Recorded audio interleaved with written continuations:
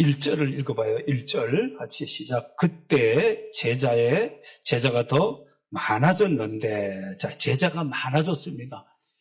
예수님이 승천하시면서 성령 하나님이 오셨습니다. 그들의 마음속에 성령님이 좌정하시고서 성령님이, 하나님이 신자들의 마음속에 오셔서 역사를 일으키기 시작합니다. 기적을 베풀기 시작합니다. 베드로의 권세 있는 설교가 나오기 시작을 합니다. 배우지도 않은 저가 어떻게 저런 설교를 할 수 있지? 사람들은 의아할 정도의 권세 있는 설교를 하기 시작합니다. 기적이 일어나기 시작합니다. 걷지 못하는 자가 나사렛 예수 그리스도의 이름으로 일어나 걸어라. 여러분, 그 나사렛 예수 그리스도의 이름, 그 권세를 사용하는 여러분이 되기를 축복합니다. 일상에서 여러분 삶 속에서 나사렛 예수 그리스도의 이름으로 일어나라. 나사렛 예수 그리스도의 이름으로 치유되라. 나사렛 예수 그리스도의 이름으로 사탄아 물러가라. 그 권세를 쓰시기를 바랍니다. 명령하시기를 바랍니다. 교회가 폭발적으로 부흥을 합니다. 이제 신자가 많아지니까 교회가 세워지기 시작하죠. 이제 교회가 탄생합니다. 교회가 탄생해서 막 니꺼 내 것 없이 사랑을 베풀면서 사랑하는 성령과 사랑의 공동체를 만듭니다. 근데 갈수록 많아집니다. 갈수록 많아집니다. 여기 보면 그때 제자가 더 많아졌는데, 많아지다 보니까 뭐가 생겨요? 문제가 생기기 시작을 했습니다. 많아지니 문제가 생겼어요. 같이 읽어봅시다. 헬라파 유대인들이 자기의 과부들이 매일의 구제에 빠짐으로 히브리파 사람을 원망하니. 교회는 큰 두 부류가 있었습니다. 이스라엘 지역 안에서 태어난 유대인, 히브리파 유대인, 이스라엘 지역 밖에서 태어난 유대인, 헬라파 유대인, 이 두 부류가 있었는데, 그래도 어디가 더 주류였겠어요? 히브리파. 아람어, 히브리어를 쓰면서 유대교의 그런 어떤 전통을 유지하면서 유대 문화를 유지하고 그 히브리어 언어를 쓰는 사람들이 아무래도 예루살렘 교회의 주류가 됐던 거죠. 이 헬라파 유대인들은 이스라엘 밖에서 태어났던 사람이고, 또 이들은 언어를, 헬라어를 쓰고 이렇게 로마어를 쓰고 뭐 이러는 사람들이었거든요.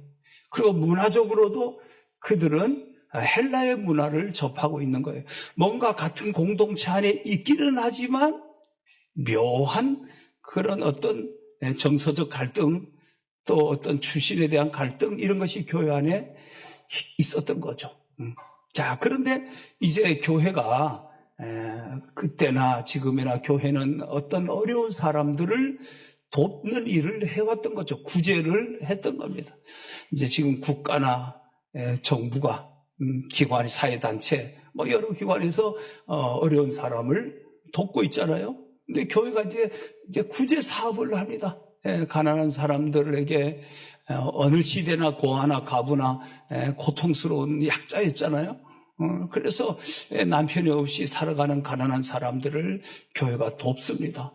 돕는데 팔이 안으로 굽는다고 자꾸 어떤 현상이 일어났나 하면은 히브리파 유대인들이 더 이렇게 대우를 받는 거예요. 더 많은 혜택을 받는 거예요. 그리고 헬라파 유대인들은 뭔가 구제에서 제가 되기 시작을 하는 거예요. 그러다 보니까 불만이 생겼습니다. 원망이 생겼습니다. 이런 말이 있습니다. 뭐 공자가 했다는데요. 백성은 가난해갖고 원망하지 않고, 가난하다고 폭동을 일으키거나 가난하다고 문제를 삼지 않는다. 차별을 느낀다고 생각할 때, 백성은 차별을 느낀다고 생각할 때 분노하고 폭동을 일으키고 저항하고 그런다는 거예요. 사람이 차별을 느끼는 것 같을 때. 지금 여기 뭐예요? 히브리파 유대인과 헬라파 유대인 사이에 헬라파 유대인들은 자기들이 차별당한다는 생각을 갖기 시작한 거예요. 그러다 보니까 교회 안에서 갈등이 생겼어요. 여러분, 사람이 사는 공간에 뭐 갈등이 있는 것은 당연한 거 아니겠어요? 자기하고도 갈등한다. 나는 그 갈등이라는 책을 읽다가 자기하고도 갈등한다는 거야. 야, 그렇지. 그런 생각을 언어적으로 정리된 것이 없었는데, 가만히 보니까 내가 나한테 갈등을 느끼는 거야. 여기서부터 시작하는 인간이 사회적 갈등이라는 거 말할 수 없잖아요. 교회 안에서 그런 갈등이 생기니까 그 갈등이 마침내 원망으로 폭발하기 시작을 합니다. 그때 이걸 뭔가 수습을 해야 되는 문제가 왔구나. 그래서 수습을 하려고 합니다. 자, 2절을 읽어봅니다. 12사도가 모든 제자를 불러 이르되 우리가 하나님의 말씀을 제쳐놓고 접대를 일삼는 것이 마땅하니하니. 뭔가 이게 지금 우리가 문제가 있구나. 지금 12사도들도 다 막 그냥 구제 사업을 하고 하는데 같이 투입되고, 또 이 예수 믿는 교회 안에 제자들도 수입이 돼갖고 돕고 하다 보니까 문제가 생겼는데, 사도들이 뭔가 방향을 제시를 하는 거예요. 우리가 하나님 말씀을 전하는 일이 주 임무인데 우리가 사도들이 그 일을 하지 않고 이 구제하고 이런 봉사의 일에만 매달리는 것이 뭐가 맞지 않는 것 같아. 잘못된 것 같아. 이 구조를 좀 조정하자. 이 갈등을 해소하자. 자, 그렇게 하면서 3절을 읽습니다. 3절. 형제들아, 너희 가운데 성령과 지혜가 충만하여 칭찬받는 사람을 7을 택하라. 우리가 이 일을 그들에게 맡기고 우리는 오로지 기도하는 일과 말씀 사역에 힘쓰라 하니 온 무리가 이 말을 기뻐하여. 문제가 생기면은 그 문제를 어떻게 해야 돼요? 풀어갑니다. 자, 풀어가기 위해서 회의라는 것을 하는 겁니다. 회의를 해요.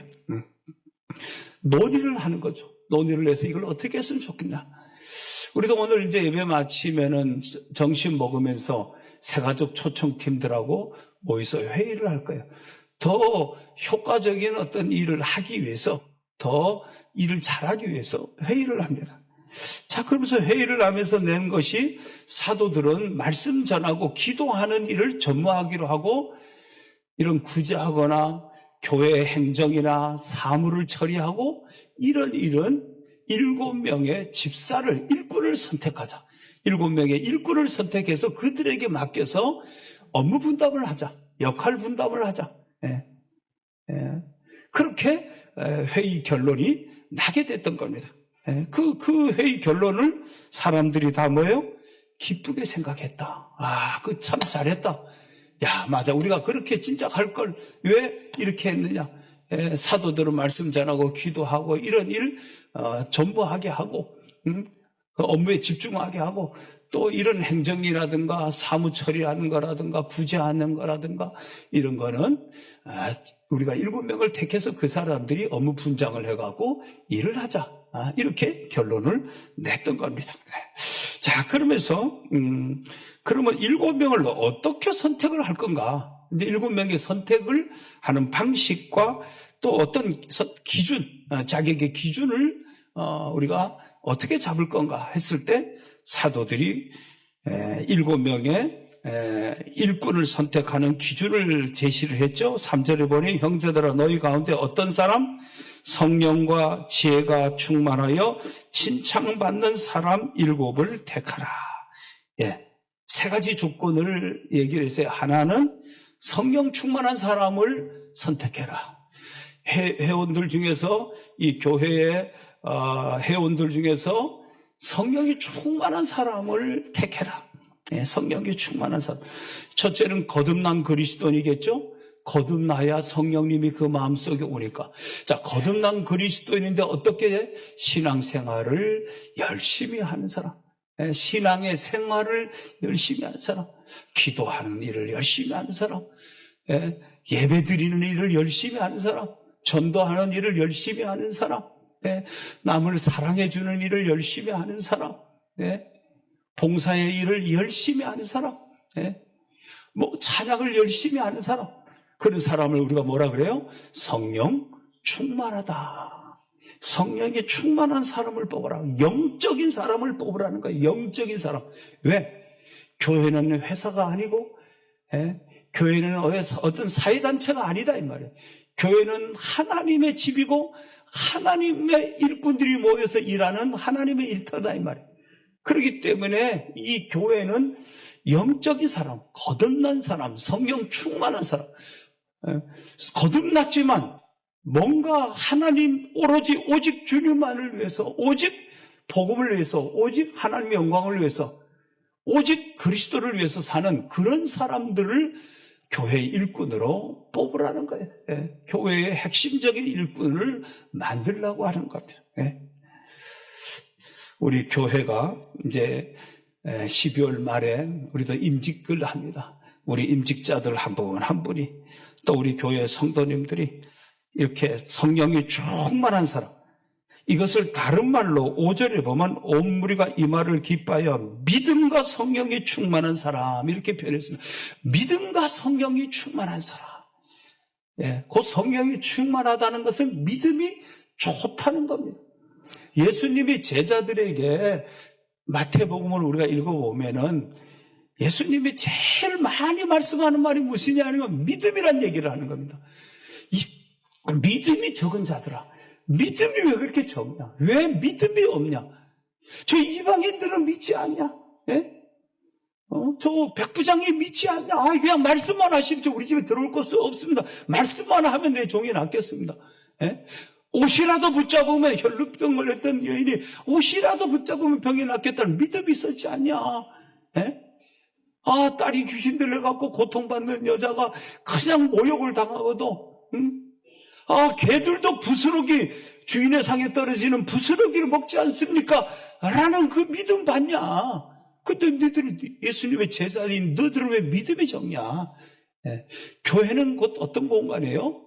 믿음의 공간이에요. 믿고, 예수를 믿고, 전능한 하나님을 믿고, 그 믿음을 가진 사람이 구원받아서, 믿음을 가진 사람에게 성령님이 임하셔서 믿음의 삶을 사는 거예요. 눈에 보이는 어떤 현상을 우리가 믿고 사는 것이 아니고, 우리 어떤 이성적인 생각과 어떤 경험을 비추어서 거기에 맞춰서 살아가는 것이 아니고 믿음으로 사는 거예요.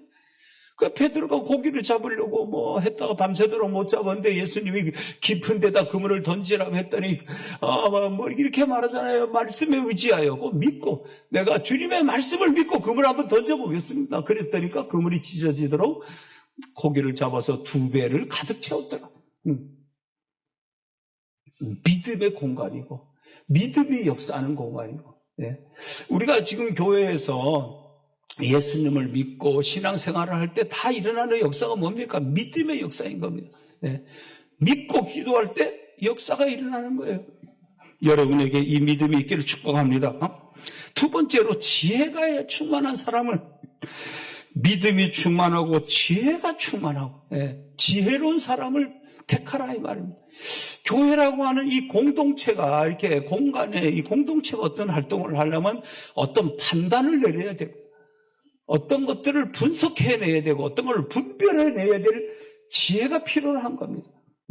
그러면 어떤 일을 판단을 내리고 어떤 일을 처리해낼 수 있는 능력이 필요하다는 것입니다. 그런 능력이 부족하면 뭐예요?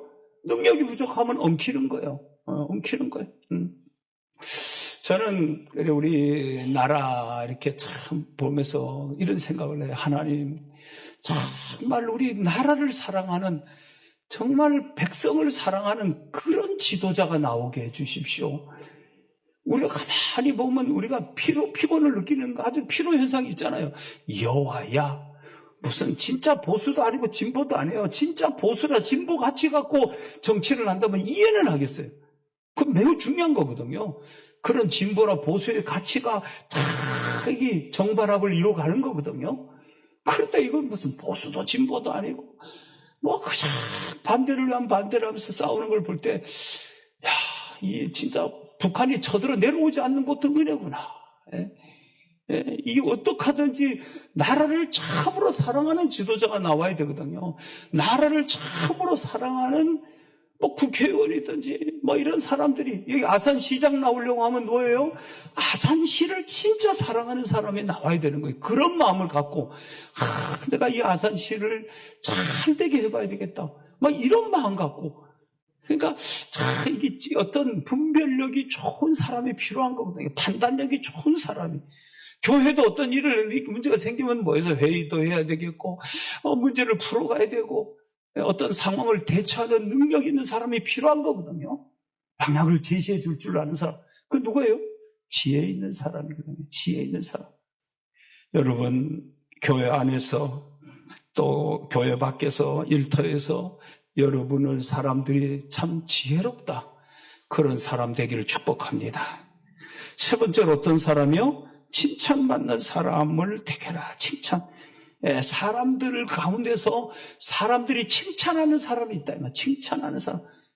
그런 사람. 저 사람 믿음이 참 좋아. 저 사람 참 지혜로워. 거기에 더하여서 저 사람 성품이 참 좋아. 저 사람 인간됨이 좋아. 사람들에게 좋은 평판을 듣는 사람. 좋은 평판을 듣는. 그런 사람들이 리더가 되면은 뭔 일을 조화롭게 잘 만들어가는 거거든요. 조화롭게 잘 이렇게 처리를 해주는 거거든요. 고맙죠. 어떤 일을 누구한테 이렇게 맡겨서 부탁을 하려고 했다가, 이거 이 사람한테 부탁했다가 이 사람이 일을 엉키게 하고 더 어렵게 만들면 어떻게 되지? 뭐 이런 생각이 드는 거야. 뭐 이 상황을 이렇게 지혜롭게 잘 이렇게 해가는 사람. 또 사람들하고 조화롭게 엉키지 않게 하는 사람. 그리고 사회에 나가서도 사람들에게 좋은 평가를 듣고, 교회 와서도 좋은 평가를 듣고, 그런 사람을 리더로 세우라는 거예요. 그래서 이 세 사람, 인간미가 좋은 사람, 삶의 태도가 반듯한 사람, 타인에게 본이 되는 사람, 그런 칭찬되는 사람 뽑아라. 자, 그렇게 해서 몇 명을 뽑았습니까? 7명을 뽑았습니다. 7을 뽑았습니다. 자, 5절을 읽어봅시다. 5절을 같이 읽습니다. 온 무리가 이 말을 기뻐하여 믿음과 성령이 충만한 사람 스데반과 빌립과 브로고로와 니가노르와 디몬과 바메나와 유대교에 입교했던 안디옥 사람 니골라를 택하여 7명을 택했습니다. 자, 7 집사를 세우는데 거기에 특별하게 어떤 서술을 해놓은 사람이 있잖아. 그죠? 누구예요? 니골라야. 유대교에 입교했던 안디옥 사람 니골라를 택하여. 자, 이 사람은 원래 어디야? 이방 사람이야. 그죠? 안디옥 사람인데 어디에 입교를 했었다? 유대교회를 받아들였다 이 말이야. 이방인인데 유대교를 받아들였다 이 말. 그랬는데 이 사람이 지금 또 누구를 믿는다는 거야? 예수님을 믿는다는 거야. 예수를 믿는데 어떻게 믿어요? 성령 충만하고, 믿음 충만하고, 지혜 충만하고, 사람들에게 칭찬받는 그런 사람이 되었다 이 말이야. 자, 근데 여러분, 7명, 그 많은, 3,000명, 5,000명 되는 데서 7명을 택하려면 굉장히 그 선택받기가 쉽지가 않잖아요. 그런데 이방인이었던 사람을, 이방인인데 유대교에 입교했다가 개종을 한 이 기독교인이 된 이 사람을 7명의 집사 속에 넣어놨다는 것은 뭐예요? 초대 예루살렘 교회가 경직됐다, 유연했다? 유연했다, 이 말. 유연했다. 이 복음의 유연성. 유대교가 갖고 있는 게 뭐예요? 아주 경직되어 있거든요. 율법에 딱 쪄들어 있거든요. 전통에 쪄들어 있거든요. 그런 유대교에서 기독교, 개신교라고 하는 예수를 믿는 이 종교로 돌아오는데 이 공동체, 예루살렘 공동체는 유연했다는 거예요. 몇 명도 아닌 7명을 뽑는 그게 이방인을 7 집사의 중책을 맡길 수 있도록 뽑아줬다는 거예요. 우리가 그런 문제를 7 집사를 선택하는데 그 교회가 갖고 있었던 유연성을 볼 수가 있는 거죠. 우리는 교회에는 다양한 사람이 모여 있는 거예요. 다양한 사람이 모여서 그 성장이라든가 환경이라든가 이게 다 다르잖아요. 그 다른 사람들이 모여서 같이 어떻게 예수를 주로 하나님 나라를 소망하면서 믿음으로 사는 공동체인 거예요. 그래서 어떤 차별이 이 안에 일어나서도 안 되는 거고 어떤 경직된 틀이 이 교회를 아주 꿈쩍할 수 없게 만들어 놓으면 안 된다는 겁니다. 자, 7을 택하여서 어떻게 합니까? 6절에 같이 있습니다. 사도들 앞에 세우니 사도들이 기도하고 그들에게 안수하니라. 예, 7명을 세우고 요즘으로 말하면 임직식을 하는 겁니다. 임직식이 시초, 최초의 임직식 시초가 나오는 거예요. 이제 신약 시대에 사도들이 기도하고 저희들이 이제 12월 마지막 주간에 임직식을 17명을 할 겁니다. 그때 뭘 하냐면 축복 기도를 합니다. 축복을 해줍니다. 축복이 끝나고 나면 제가 성부와 성자와 성령의 이름으로 누구누구에게 안수하여 장로로 권사로 안수 집사로 임직하노라. 요런 어떤 절차를 밟아갑니다. 여기 보니까 기도하고 축복 기도하고 그들에게 안수한다. 그래서 오늘날 우리가 이제 교회의 집사를 안수 집사 이런 표현을 하는 겁니다. 우리 교회도 7분의 안수 집사님이 계시죠. 안수 집사. 오늘 사도행전 6장 우리가 읽고 있는 이 안수 집사의 기원이 되는 내용이 되는 것입니다. 예.